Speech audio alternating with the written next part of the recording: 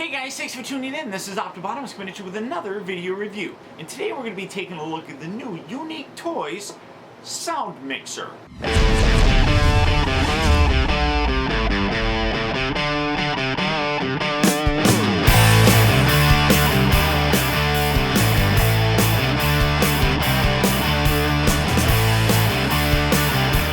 Taking a look at the packaging, you have a very nice image here with a artistic look at the Soundmixer figure, which obviously is, well, Blaster. Very cool looking. I really dig it. Almost like a comic book cover, especially with the A-01 logo with Blaster's face right up there. So that's kind of neat. Come around to the side, you got a product shot. Come around here to the back. You have an image with him wearing some armor, which looks kind of strange. Then you got a picture with his Blaster mode, his robot mode, and again, the background kind of looks like the actual front of it, and then the side shows just the sides of his cassette player mode. Warning, this product contains small things that you could choke on.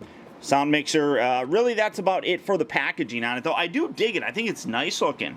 But beyond that, that is about it for the packaging, so without further ado, let's get him open and see how cool he actually is. Alright guys, so here we have Soundmixer open up and out of its packaging, and as you can see, in his boombox mode, he is pretty small. Robot mode, he gets to a fairly good deluxe size, but this is really tiny, especially since what we're used to in terms of Blaster. You can see that I did add an Autobot logo on there, courtesy of Repro Labels. It just completes the look, I think. I really do dig it. Now, he does come with a whole bunch of accessories. None of them really are used in this mode. And honestly, they don't even show it in the instructions. He comes packaged with them on there. It's like, this is a chest piece. These bits here go on his shoulders.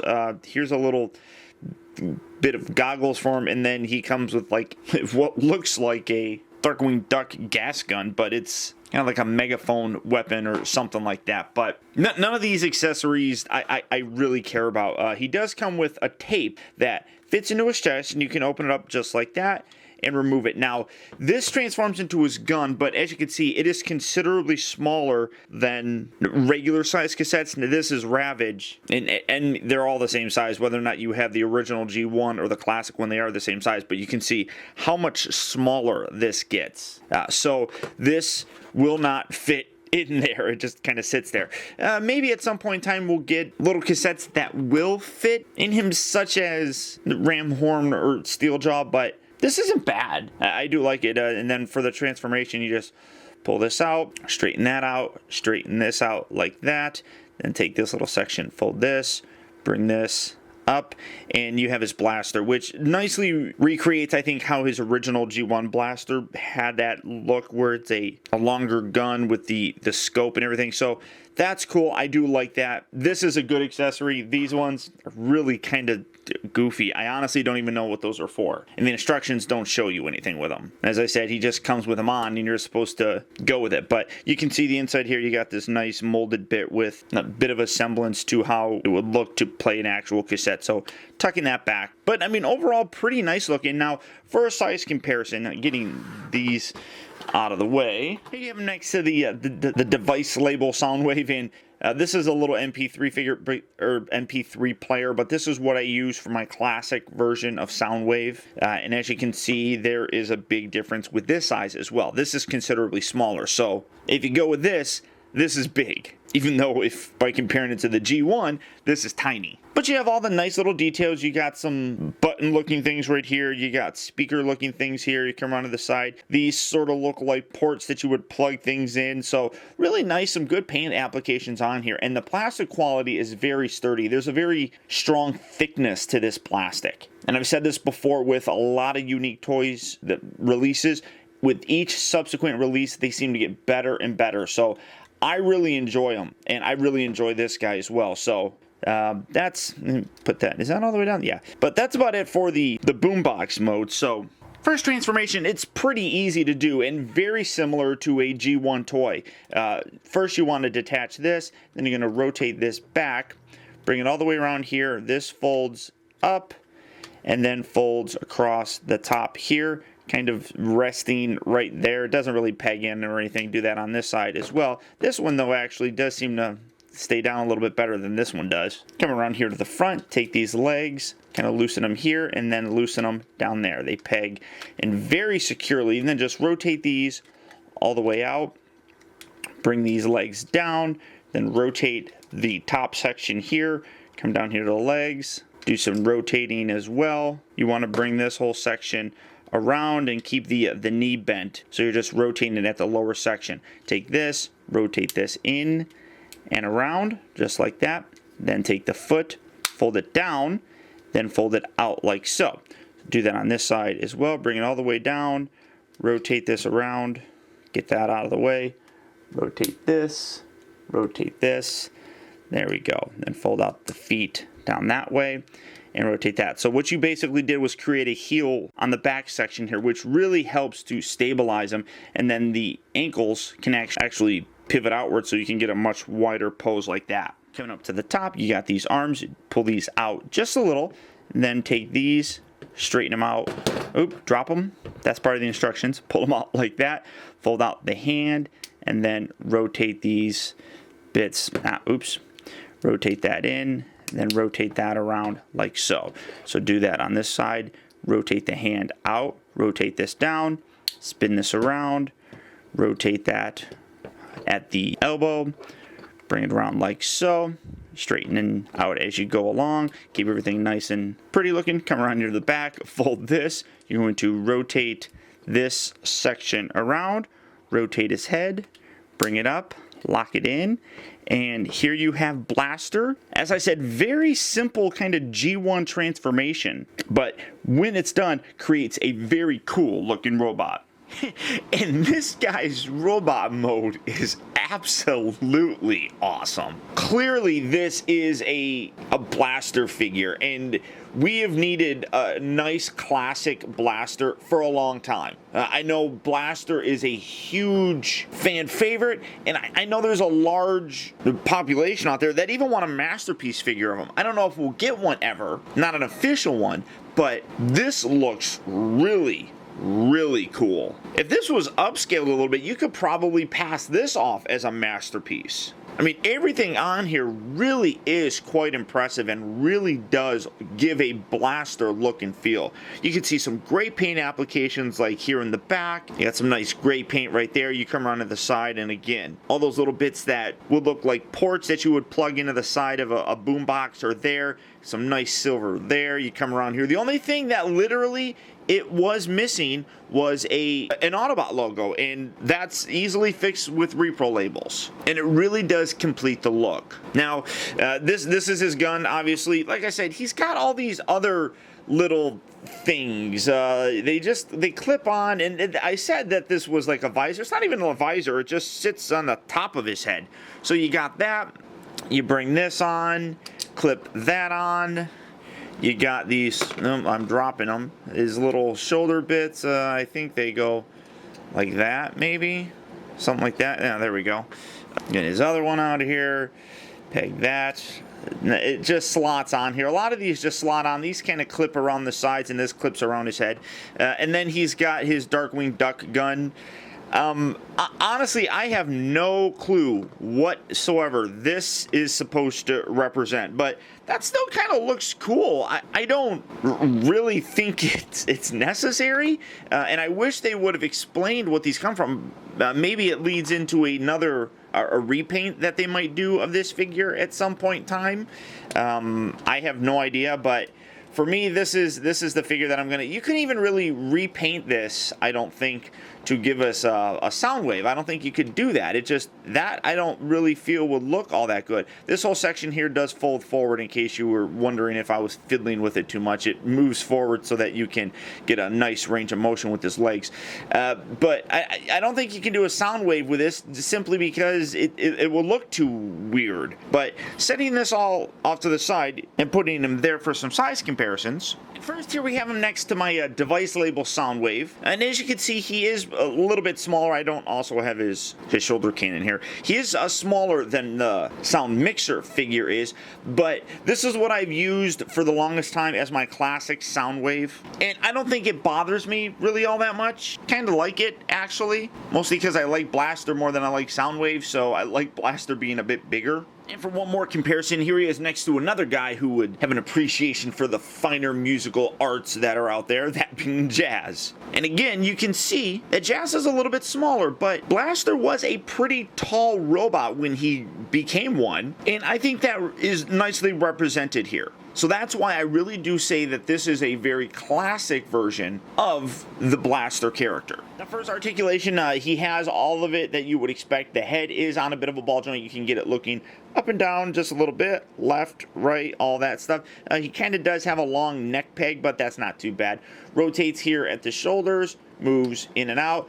Rotates at the elbow, also has a joint there to move forward and back. His wrists don't rotate, but his fingers, the lower portion of his fingers, like this part right here, do open, which is really nice. Does rotate at the waist. That's also part of the transformation. The hips do move forward and back. Lifting this up, you get a little bit further of a range of motion with it moving forward than if you left that piece down. Moves back a little bit, about as far as you would expect a light to move back. Moves in and out. Rotates at the upper part of the thigh. Bends here at the knee. The ankles do move forward and back. And do they move? Yeah, well, they do sort of move forward as part of the transformation. So lots of posability in this guy. It really is a very well-made figure. As I said, the plastic quality has a very thick feel to it, and that gives a very high quality impression with this. This figure, I'll be totally honest, the plastic quality on this feels better than that very large KFC Citizen Stack figure.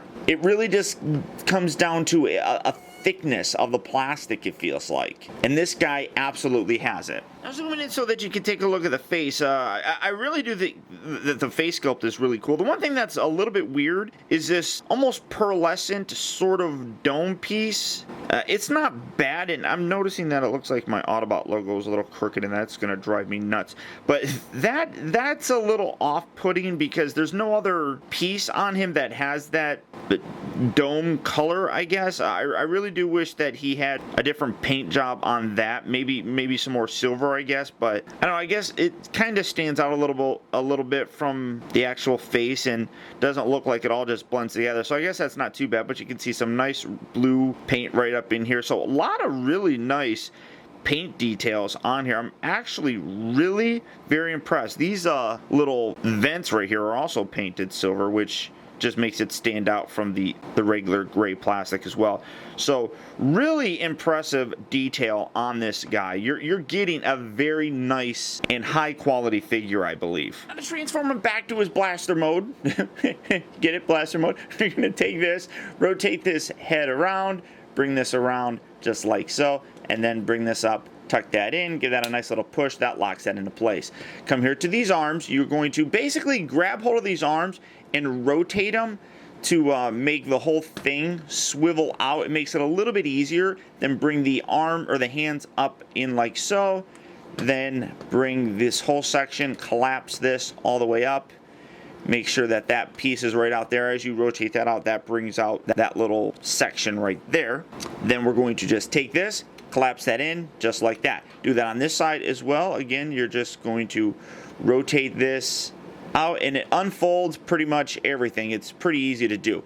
Then rotate that around like that, collapse this up into a shoulder, tuck the little hand up and in, bring that in, collapse that just like so. Take the whole top section, rotate this around, make sure everything stays lined up and positioned properly. Then, no, well, I guess I don't know why you would want to flip that up. Kind of weird, but I guess you could do it if you really wanted to. It's not actually in the instructions, I don't think. Then this part right here is just basically rotating this around to make sure that you get it all in the place that you need. So rotate all this, fold this section out, fold this. It's on 2 hinges, fold that out. Just want to make sure that you get it lined up where this is basically going to be the front. Take the foot, collapse that down, fold that down, line this up. You can see that you have a little slot section here that grooves in with this molded piece that sticks out on his shoulder. Fold this up. It's just going to rest there. It doesn't lock it in, but it just rests there. Then fold this in and then give this a nice little push right there. It locks this whole section. So again, do that with this. You're going to rotate this around so that you can fold it up. Bring this out like so, rotate that. Now we're going to rotate that around, line that up there, bring this around, Make sure that's all lined up straight and give that a nice little push. That tabs in very nicely right there. Fold this down like that. Then come around here to the back. Lift this. Rotate that out. Rotate this all the way up like so. Do that there as well. Rotate that out.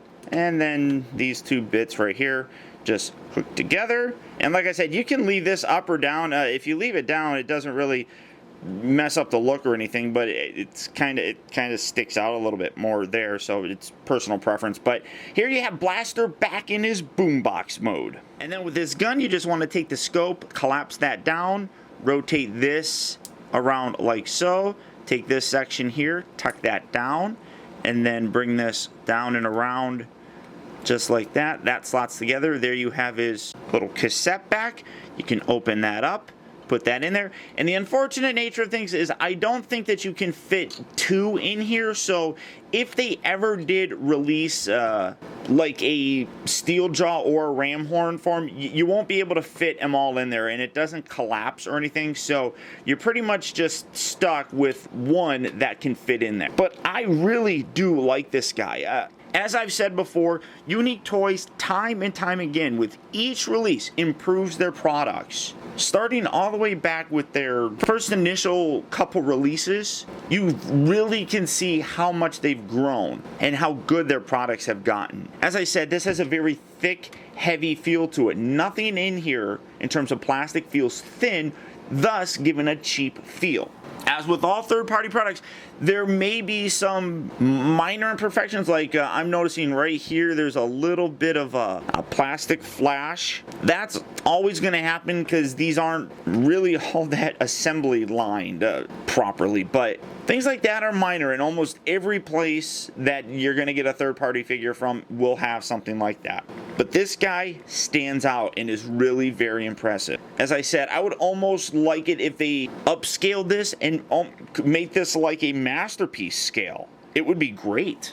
Obviously, the boombox mode is very simple, but it's effective. It looks like it needs to. The transformation is very, very G1 toy-ish, which again gives a very kind of classic upgrade feel, and I love it. And then his robot mode just looks phenomenal, especially when you add this Autobot logo. You put that on there, it makes this guy Blaster. So if you are interested in this guy, go ahead and click on the link down in the video description. You go to Big Bad Toy Store where this guy's in stock, and you can pick him up and add him to your collection today. But beyond that, that's about it, guys. So once again, I want to thank you for tuning in. This has been Optibotimus. Keep in touch with me. Find out recent purchases as well as all upcoming video reviews all at facebook.com/teambotimus, and by following me over on Twitter at twitter.com/optibotimus. Also, don't forget to check out my new website at optibotimusreviews.com, where you can check out all my reviews from the past week and see what videos I have coming up in the future. And don't forget, if you like this review, please rate, comment, and subscribe. And until next time, I'll talk to you later.